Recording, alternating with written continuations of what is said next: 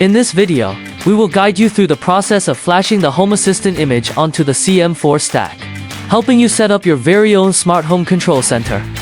First, please visit the tutorial documentation page to download the necessary tools for flashing the image. Once downloaded, extract and install the tool. Next, run the installed RPI boot.exe bootloader. This will allow your computer to directly access the Raspberry Pi's storage device via a USB cable. After a successful connection, open the official flashing software, Raspberry Pi Imager. Click on Choose OS, select Use Custom, and then click Choose Storage.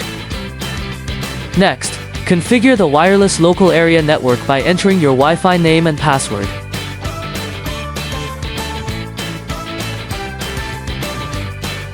The flashing process may take some time, so please ensure the USB cable remains connected to your computer. Once the flashing is complete, power on the CM4Stack device and connect an Ethernet cable.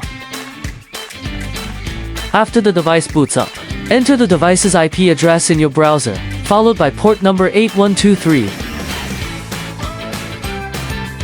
When you see the Home Assistant interface, it means the setup is successful. That's all for this video. Give it a try yourself.